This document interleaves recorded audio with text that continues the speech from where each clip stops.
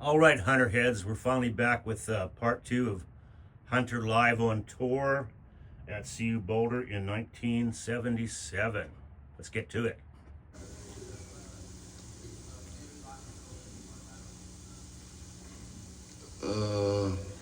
Do people hear that? You're not going to know. What's my opinion of David Rockefeller and the Trilateral Commission? Well, let's see. We know first they're rich people. And second, they're powerful people because they're rich. They're not necessarily smart. And to me, not necessarily dangerous. But they're just smart enough to be embarrassed about the kind of stuff that would make them dangerous.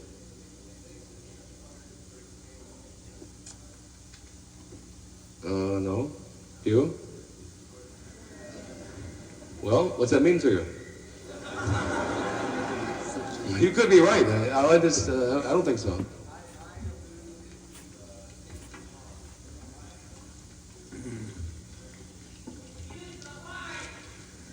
Yeah, for a subject like this, you probably can't do it. Use the mic, yeah.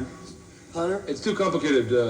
People can hear in the background and Just ease up to the mic, we can do that. wait to see him walk out upstairs up there. We heard that the BBC made a movie of your campaign. Who's talking?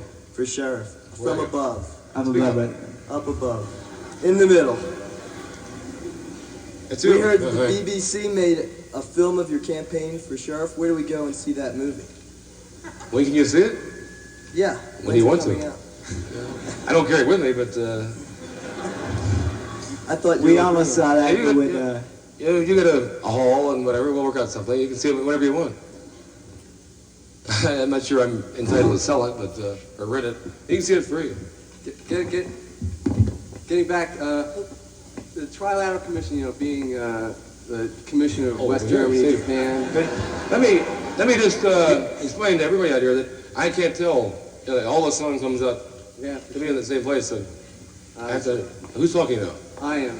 Who's I? All right.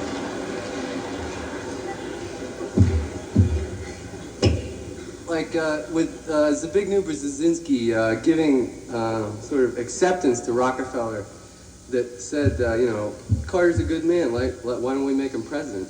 And being the That's what Ziggy said to Rocky. That's what Ziggy said to David. A bit of time ago. I suppose around '75 when they first interviewed Carter to see if he was, an acceptable person for the Trilateral Commission. He was acceptable before then. For them. He was acceptable back in '72 or '3. Oh, I'm sure he's. Why should he be? He's a really, businessman. hell. But Farmer. An agrarian liberal. What the hell? yeah, really. Urban conservative. It comes out. So Fascist libertarian. Excuse me. actually, he's libertarian. Say?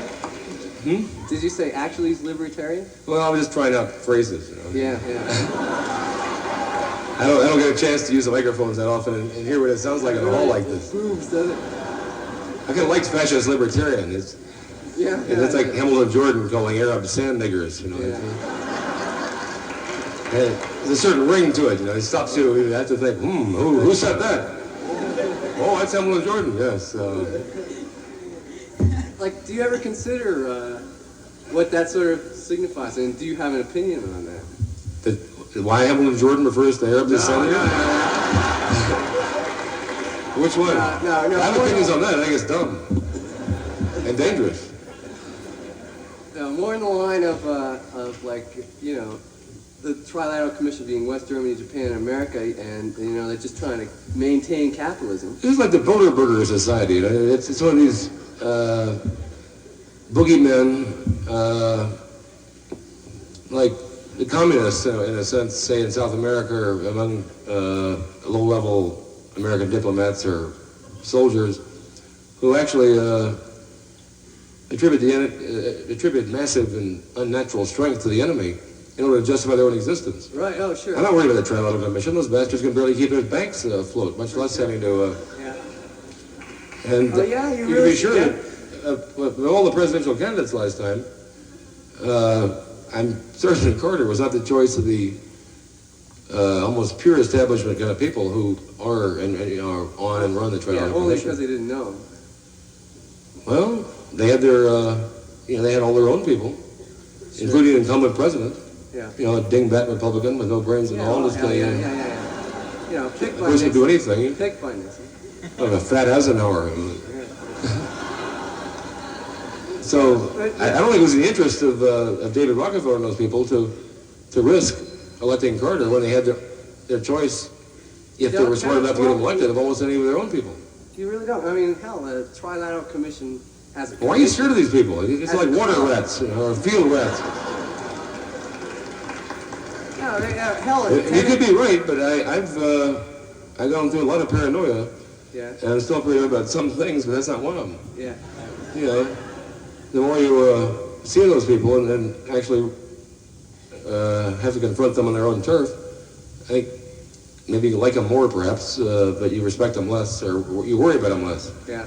Oh, yeah, they're less powerful. Yeah, they're not competent. Yeah. Yeah, they can't even Of course, they control. can't even direct their power. See- What's that? Okay. You're losing control of yourself. I have a question, speaking right here. What do you think of those new, Right. those new amyl substitutes like Rush? Like, What do you think of people always those? say, I can't hear you. What do you think of those new amyl substitutes like Rush? You know, are you familiar with those? Is that there's a, I know what you mean. It's what it is amyl nitrate cut down to like 1/100th of a point under the legal definition of whatever narcotic or dangerous drug or whatever. And it's butyl nitrate rather than amyl nitrate. So where do we get the good stuff now? Well, if you have any, come see me. You come up right now, in fact. You can talk. Fuel Hall for that one. No, it's just like drinking, watered whiskey or the kind of cocaine that's sold mainly around here right now, if any is sold. Yeah, it's sort of Fifth Avenue cocaine, that kind of thing. Did you vote for Salamander for president? For who? For president. Who the hell is talking to me? I'm getting two voices and I only see one person.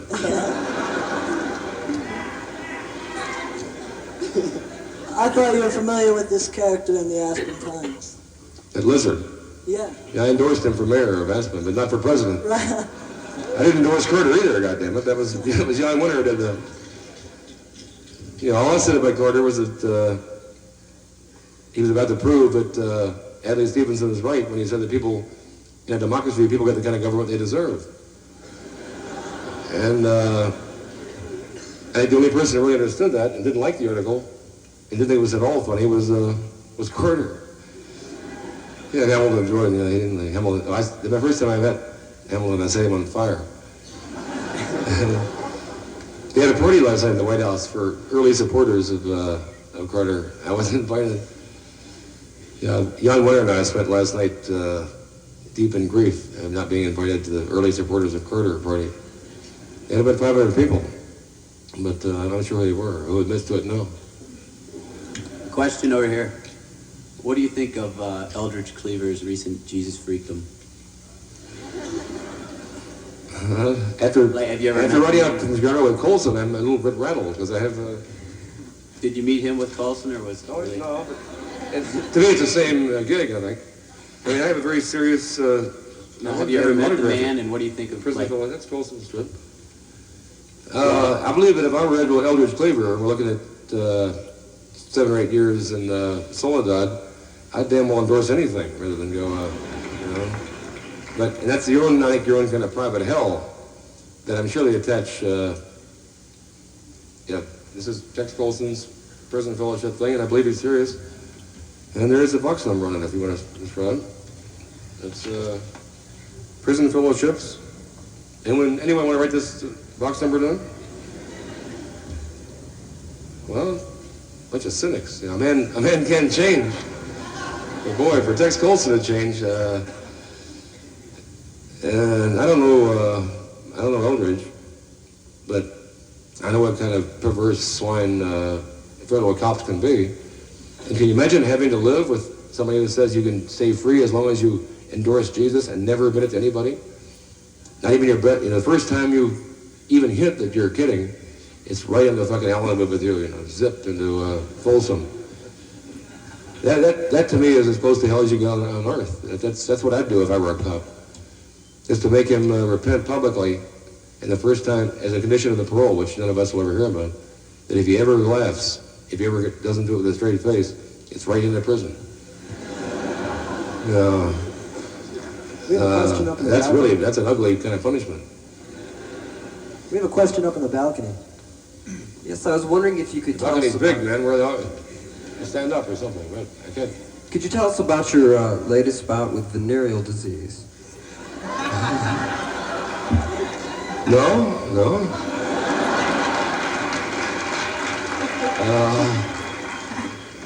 Fortunately, I can answer that with a clear and Christian heart and bright white eyes. I've not been troubled by venereal disease recently, and so I can't tell you about it. But I warn you against the filthy herpes. There's a real herpes syndrome that gets on people. My real question is, could you give me your feelings about disco? Oh, you're a smart son of a bitch. Casey and the son. I feel the same way about disco as I do about herpes.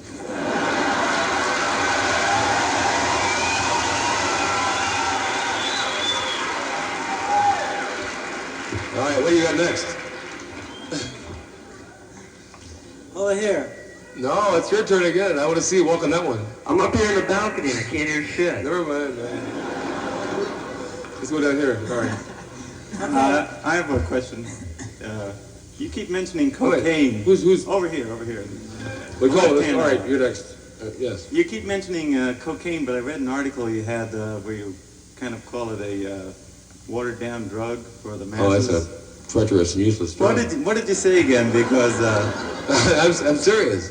no, do you remember what you said? Something about going to a party and Just because you read something in a magazine that claims I said it has no goddamn relation in the world to what I might have said. But do you remember what you said in that article? I don't even remember. Well, at first you hadn't mentioned the magazine, or when? I can't footnote 1952 interview in Collier's? No, well, I'll What tell the you. hell, what are you talking about? I'll tell you what you said. Well, what they why said. don't you get your facts down, we'll talk about whatever interview you want to talk about. Well, listen. you What talking they about said, New you Times said magazine, is that was. right? Who is they, man? What magazine? Never mind. Next, please. No, but you really must, we can't have an interview that I don't even know what you're talking about. No, it's just that you had an opinion about cocaine, that you'd like to go to a party with cocaine users and give them methadone, acid, and saltpeter, I believe it was. Well, since you don't recall where you read that, I can't. All right. why should I even, there's no point in my even thinking about whether I might have said it. Maybe I did. But it was, I say a lot of things. It's one of the luxuries of living this way. You can say just about whatever you feel like saying. We have another question up here. No, but this gentleman over here is on deck, as it were, yeah. Right. I just wondered something. Why is your name still on the staff of Rolling Stone magazine when I've read an interview which you... You talk like me now. You gotta Excuse me? slow down. You're talking like me. Okay. Why is your name still on the staff of Rolling Stone magazine when I've read an interview which you just expressed displeasure with it? I don't know. Why did I spend last night, all of last night with Jan Wenner first in the office, and then, I actually slept 2 hours this morning in Jan's apartment, and I don't understand these things. People are very strange. I got some weird friends. It's kind of fun to play around with them. I never asked my name be taken off. I didn't see any point in that. And for some reason I've never bothered to ask him about, Jan has kept it on. I'm a firm believer in making life as easy as possible. And why should I have my name taken off there? If he wants to keep it on, that's easy, Just don't bother me about it. Are you planning on writing for them? Are you planning on writing for them again? For some reason, I must be fucked up. I'm trying to listen to you. I'm having a hard time. Yeah, get these over. I was having a hard time hearing it, but it occurred to me that maybe that's something way to listen to. I don't know where the sound's coming from. It's coming down on me from all around. Are you planning on writing for them again? Well, Yeah, I wasn't, but right now I am. I'm not sure how it happened or why, but yeah, I haven't slept now. This is the fourth night, and we spent me and Jan and David Felton spent all last night in the new offices overlooking Central Park in the Plaza Fountain. Jesus Christ, that's such a bizarre shift. You know, that was the first time. Yesterday was the first time I've been in the offices, and it actually intimidated me. It was weird, but that's not what I said to Jan. And Sherman Felton have nuts. So we had a kind of celebration last night. I just, for the first time, Winter has finally not only had access to the best kind of sound equipment, but he understands it. Somebody understands it, because his office is full of really elegant machinery. And last night we wired it all together and really cranked it on with the old Rolling Stones albums and Well, you know, Mr. they're Thompson. completely crazy, Doctor. Dr. Thompson. Yeah. I have another question in the Well, balcony. first of all, I think it's a real honor for for them to have your name on their headmaster. Who asked you? But who do you want to say? What are you offering? You know, I'll go either way.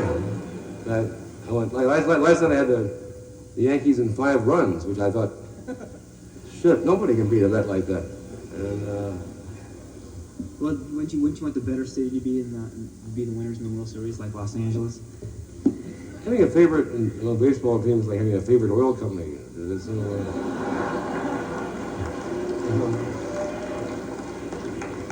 or like a favorite big-time college football team. It's there's not much choice between, say, Alabama, USC, and these people don't stand for much of anything except good football. It's entertainment. What was the question? We lost control of ourselves here. All right, that's going to do it for this time. Hope you enjoyed The Good Doctor from 1977. Try to get back with part 3 before too terribly long. And if you appreciate this kind of mostly one-of-a-kind programming amid the myriad millions of choices you have on YouTube, why then like and subscribe, blah, blah, blah. You know the drill. This has been a Not Ready for Podcasting production.